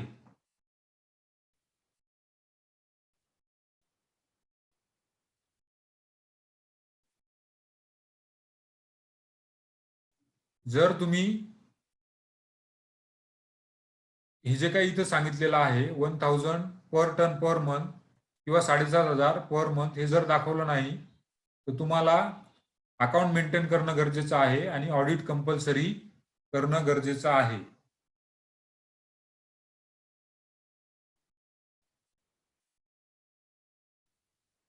हे 3 प्रिझम्पटिव्हचे सेक्शन आहे, हे व्यवस्थित समजून घ्या. आणि हे सगळ्या बिझनेसमॅनला ऍप्लिकेबल होतात ज्यांचा टर्नओव्हर 2 कोटीपर्यंत आहे किंवा प्रोफेशन आहे त्यांचा 50 लाखापर्यंत आहे, त्या सर्वांना ऍप्लिकेबल होतात. किंवा जे ट्रान्सपोर्ट आहे ज्यांच्याकडे 10 ट्रक आहे त्या सर्वांना ऍप्लिकेबल होतात. म्हणजे जर तुम्हाला अकाउंट मेंटेन करायचे नसतील तर जो काही स्पेसिफाईड त्यांनी दिलेला आहे तेवढा प्रॉफिट तुम्ही दाखवा.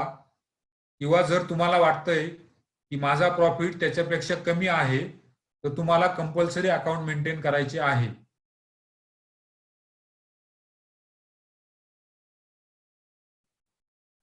अकाउंट मेंटेन करायचे म्हणजे काय?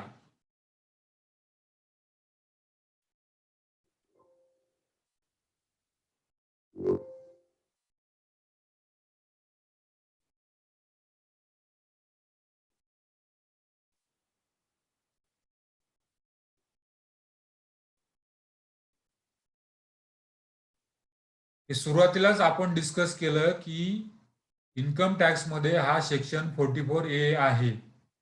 तो काय सांगतो की तुम्हाला तुमच्या बिझनेसचे कंपल्सरी अकाउंट मेंटेन करायचे आहे. तर ते केव्हा मेंटेन करायचे आहे? तर पहिलं जे आपण बघितलं, हे जे काही स्पेसिफाईड प्रोफेशन आहे त्याच्यामध्ये वकील, doctor, engineer, accountant, technical consultant, interior decorator हे जे आहे यांचा 1 रुपया जरी ग्रॉस रिसीट असेल तरी त्यांना कंपल्सरी अकाउंट मेंटेन करायचे आहे. आणि हे सोडून जे दुसरे बिझनेसमन आहे कुठलेही, मग तो ट्रेडर असो, मॅन्युफॅक्चरर असो, कुठलाही असो, त्याचा इन्कम जर 2.5 लाखाच्या वर गेला किंवा टर्नओव्हर 10 लाखाच्या वर गेला, दोन्हीपैकी कुठलंही एक घडलं तर तुम्हाला कंपल्सरी अकाउंट मेंटेन करायचे आहे. अकाउंट मेंटेन म्हणजे अकाउंट लिहिणे. मग तुम्ही किर्दक म्हणजे तुम्ही मॅन्युअल लिहा किंवा सॉफ्टवेअर मध्ये लिहा. तुम्ही टॅलीमध्ये अकाउंट मेंटेन करा किंवा जसं पूर्वी होतं तुम्ही फिजिकल मेंटेन करा. तुम्हाला हे कंपल्सरी अकाउंट मेंटेन करायचे आहे ह्या केसमध्ये. म्हणजे थोडक्यात अकाउंट रायटिंग करायचं आहे.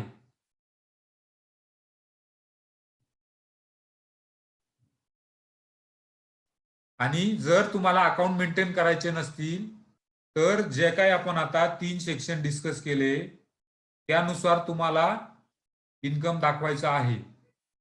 जर तुम्हाला अकाउंट मेंटेन करायची आणि ऑडिटची जर झंझट ठेवायची नसेल तर तुम्हाला पहिला सेक्शन आहे त्याच्यामध्ये तुम्हाला 8% किंवा 6% तुमच्या ग्रॉस रिसीटच्या इन्कम दाखवायचा आहे, नेट प्रॉफिट दाखवायचा आहे. परंतु ते सुद्धा तुम्हाला 2 कोटीपर्यंतच ऍप्लिकेबल आहे. म्हणजे थोडक्यात 2 कोटीच्या वर गेलं तर हा 44AD ऍप्लिकेबल होत नाही. नंतर ईडीए जो आहे तो या प्रोफेशनसाठी आहे. याच्यामध्ये तुम्हाला 50% प्रॉफिट दाखवायचा आहे. परंतु हा सेक्शन 50 लाखापर्यंतच ऍप्लिकेबल आहे.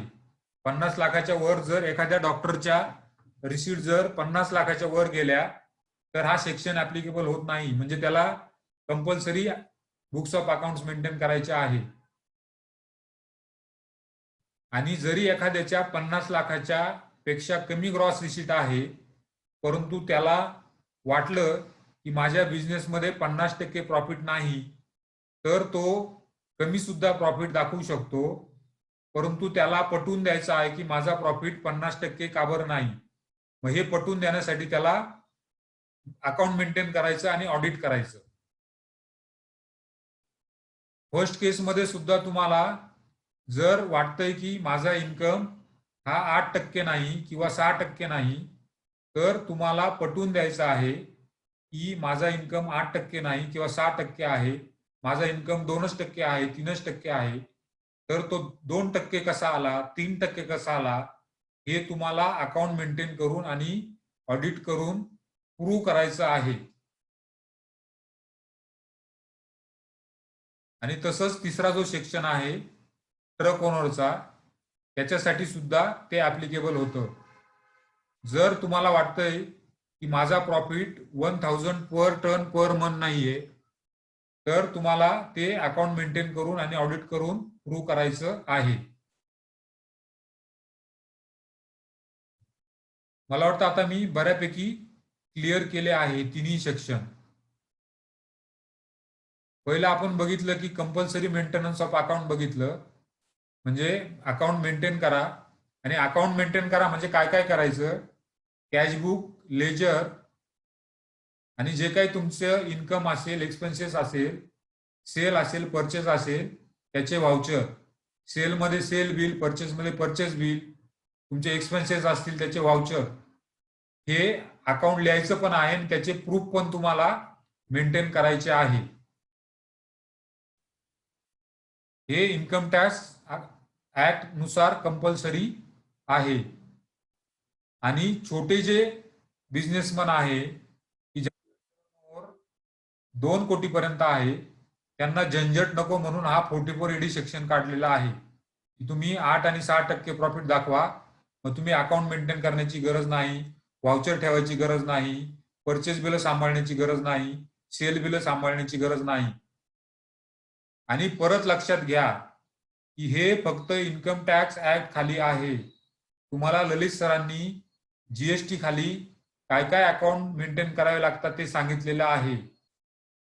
तर जीएसटी हा ऍक्ट वेगळा आहे, इन्कम टॅक्स ऍक्ट वेगळा आहे. जीएसटी खाली जे काही अकाउंट मेंटेन करावे लागतात, जे काही रेकॉर्ड ठेवावे लागतो ते ठेवावेच लागतात. तो ऍक्ट वेगळा आहे. आणि मी ग्रुपवरती पण एक पीडीएफ फाईल टाकली होती की ज्याच्यामध्ये जीएसटी खाली तुम्हाला कुठले कुठले अकाउंट मेंटेन करायचे आहे, कुठले कुठले रेकॉर्ड ठेवायचे आहे. साधारणतः एक 100 पानाचं ते एक पीडीएफ फाईल होती. मला वाटतं मी काल की परवा टाकलेली आहे.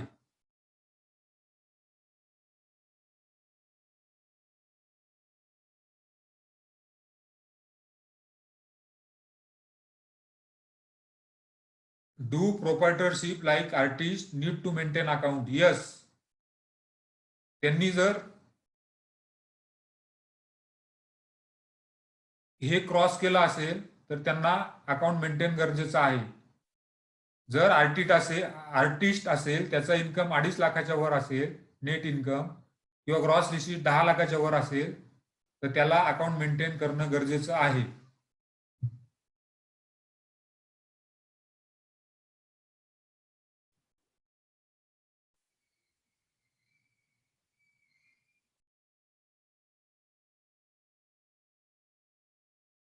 आणि कंपल्सरी अकाउंट म्हणजे काय ते मी परत सांगतो.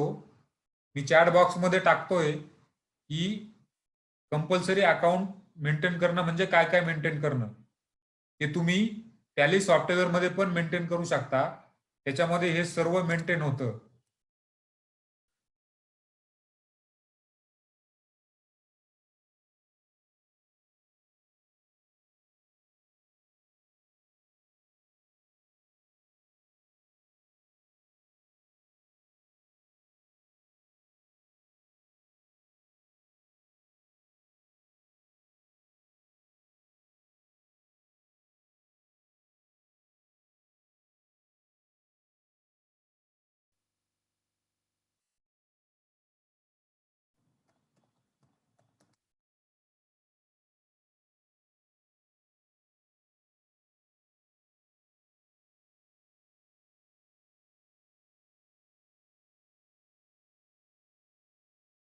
मी लिस्ट टाकली आहे चॅट बॉक्समध्ये.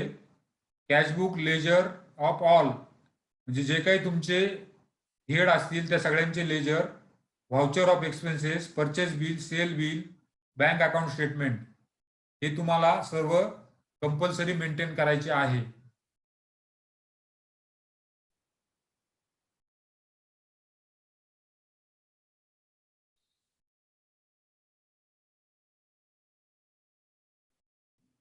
दिसलं का चॅट बॉक्समध्ये?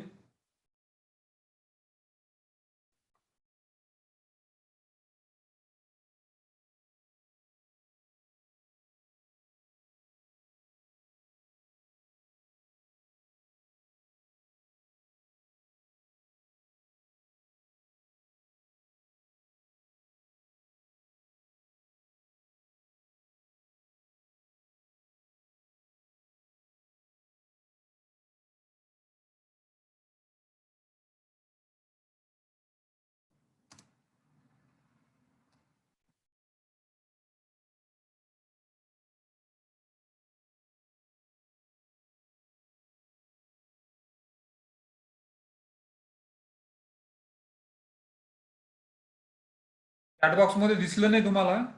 Cash book, bank book, all ledgers, purchase bill, sale bill, voucher of expenses, bank account.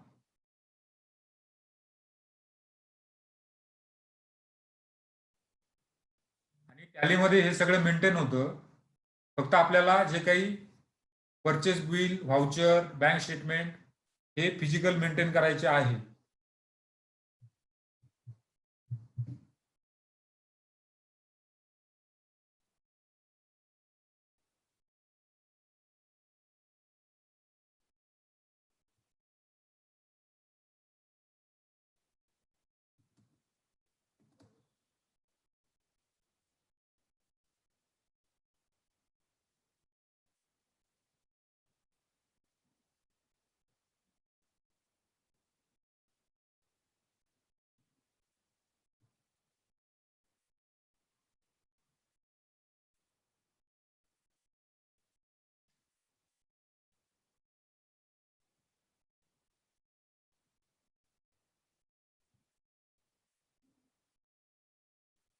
एक चांगला क्वेश्चन आहे, परेश यांनी विचारला आहे की how much past years we have to maintain the same. तर 8 वर्ष आपल्याला हे बुक्स सांभाळावे लागतात. 8 इयर्स म्हणजे समजा आपण 19-20 अकाउंटिंग इयर आहे, त्याचे जर बुक्स आहे तर ते पुढील 8 वर्ष आपल्याला सांभाळावे लागतात.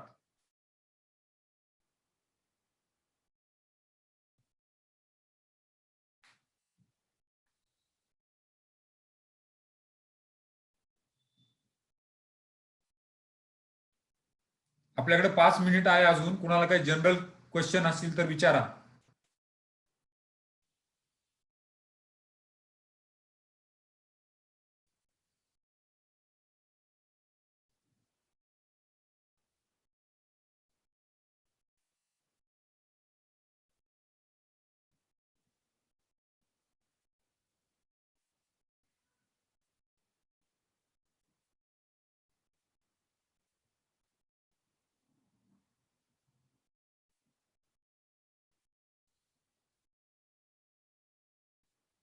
काही क्वेश्चन आहे का?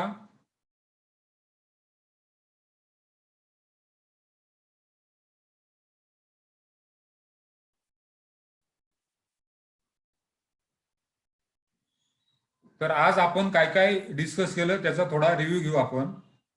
सुरुवातीला आपण डिस्कस केलं की आपला जर लॉस असेल तर त्या लॉसचं काय करायचं. म्हणजे इन्कम जर असेल तर आपल्याला टॅक्स भरावा लागतो, परंतु लॉस झाला तर त्याचं काय करायचं. तर तो लॉस कॅरी फॉरवर्ड होतो आणि तो किती वर्षापर्यंत होतो ते पण आपण बघितलं, आणि पुढच्या वर्षी कुठल्या हेड खाली तो ऍडजस्ट होतो ते पण आपण बघितलं. आणि लॉस जर कॅरी फॉरवर्ड करायचा असेल तर तुम्हाला तुमचं रिटर्न विदिन ड्यू डेट भरावं लागतं. जर रिटर्न लेट गेला असेल तर लॉस पुढच्या वर्षी कॅरी फॉरवर्ड होत नाही. अकाउंट फायनलायझेशन कसे करायचे, इन्कम टॅक्स साठी अकाउंट फायनल कसे करायचे, तो एक सेशन आहे पुढे, ते मी त्याच्यात समजून सांगतो. तर पहिलं बघितलं आपण कॅरी फॉरवर्ड ऑफ लॉस. नंतर आपण एक ITR फॉर्म बघितला PDF मध्ये, ते समजून घेतलं की कसा भरायचा, आणि तुम्हाला सांगितलं की तुम्ही एक्सेलचा जो फॉर्म आहे इन्कम टॅक्सच्या साईटवरती जो आपल्याला उपलब्ध आहे तो डाउनलोड करता येतो, तो तुम्ही डाउनलोड करा आणि तुम्ही त्याच्यामध्ये प्रॅक्टिस करा भरण्याची. तर ते तुम्ही करायचं आहे. नंतर पुढे आपण बघितलं प्रिझम्पटिव्ह टॅक्सेशन, अकाउंट मेंटेन कधी करणं गरजेचं आहे, आणि ते जे 3 सेक्शन आहे ते बघितले. तुम्ही अकाउंट रिटर्न भरताना हे लक्षात ठेवायचं आहे की जर तुमचा प्रॉफिट हा ठरवून दिलेल्या पर्सेंटेजच्या वरती असेल तर तुम्हाला बुक्स अकाउंट्स मेंटेन करायची गरज नाही. परंतु जर तुमचा प्रॉफिट जर कमी असेल तर तुम्हाला बुक्स ऑफ अकाउंट्स मेंटेन करणं आणि ऑडिट करणं कंपल्सरी आहे.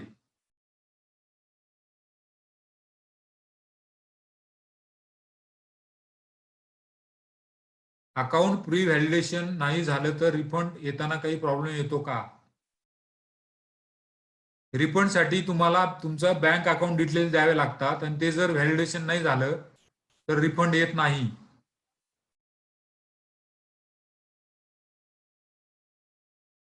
आणि अकाउंट व्हॅलिडेशन फार सोपी प्रोसेस आहे. तुमचं अकाउंट नंबर, बँकेचं नाव, नंतर तुमचे त्याचे डिटेल्स तिथे टाकावे लागतात.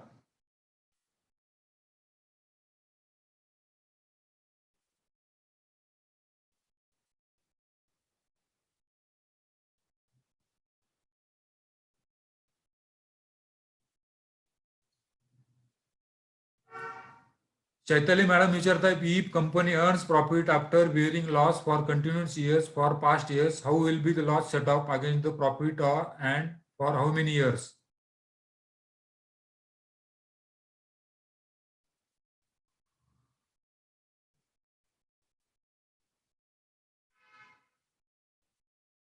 जर कंपनीला लॉस झाला आणि पुढच्या वर्षी प्रॉफिट झाला, समजा माझी कंपनी आहे, मला ह्या वर्षी 5 लाख रुपये लॉस आहे आणि पुढच्या वर्षी मला 1 लाख रुपये प्रॉफिट झाला, तर मागच्या लॉसमधनं ते 1 लाख रुपये जो प्रॉफिट आहे तो कमी होईल, उरला 4 लाख रुपये प्रॉफिट. त्याच्या पुढच्या वर्षी मला 2 लाख रुपये प्रॉफिट झाला, तर पुढच्या वर्षी सुद्धा तो 2 लाख प्रॉफिट आहे, त्या माझ्या 4 लाख जो लॉस शिल्लक आहे त्यातनं लेस होईल. म्हणजे पहिल्या वर्षी 1 लाख लॉस भरून काढला, दुसऱ्या वर्षी 2 लाख लॉस भरून काढला, उरला माझा 5 लाख लॉस पैकी 2 लाख लॉस उरला. तो पुढच्या वर्षी जेव्हा प्रॉफिट होईल तेव्हा तो त्यातनं मायनस होईल आणि तो किती वर्षापर्यंत मायनस होतो ते मी आपण चार्ट जो बघितला तो रेकॉर्डिंग मध्ये तुम्हाला येईल. काही याच्यामध्ये 8 इयर्स आहे, काही याच्यामध्ये 4 इयर्स आहे. इतक्या वर्षापर्यंत तो कॅरी फॉरवर्ड होतो.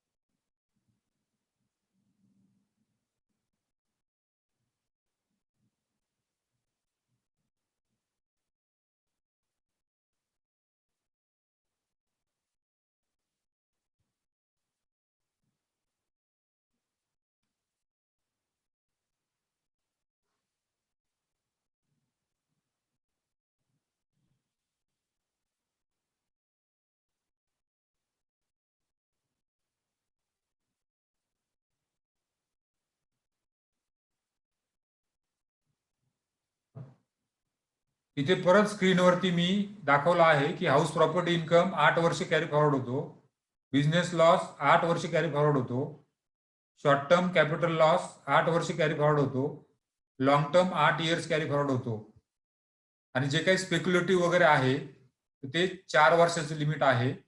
बाकी सगळे 8 इयर्स कॅरी फॉरवर्ड होतात. आपल्या अगोदर जे आपण आज सेशन घेतलं त्याच्यामध्ये पूर्ण डिटेल्स आलेला आहे.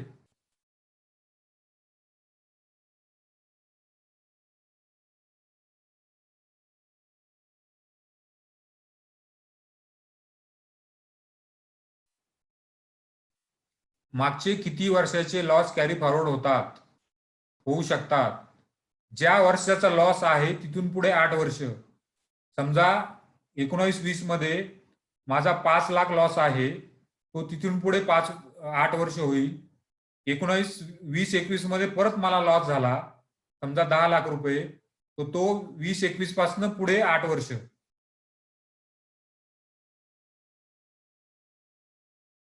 ज्या वर्षाचा लॉस आहे तिथून पुढे 8 वर्ष.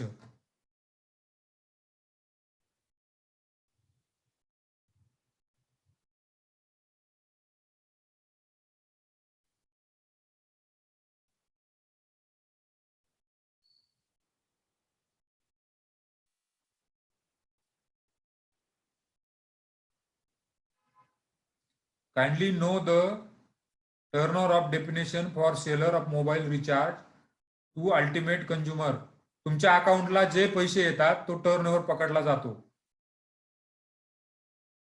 समजा तुम्ही रिचार्जचे पैसे पूर्ण तुमच्या अकाउंटला आले, तो तुमचा टर्नओव्हर झाला.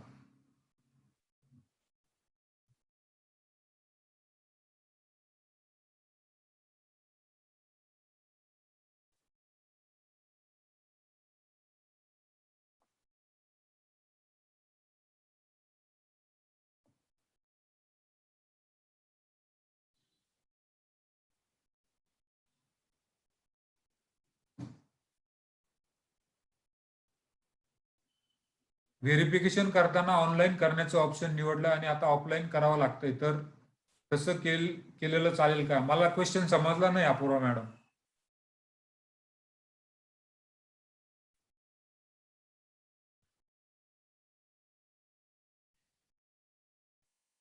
अपूर्वा मॅडम, मला तुम्ही पर्सनल व्हॉट्सअपवरती टाका तो क्वेश्चन, मी त्याचा रिप्लाय देतो.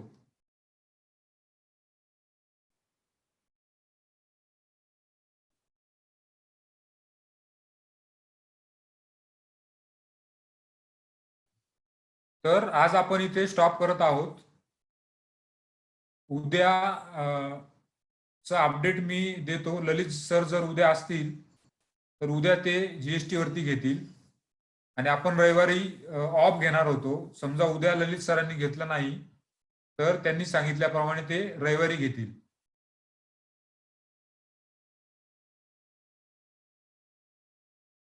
Okay, thank you. आज आपण स्टॉप करत आहोत.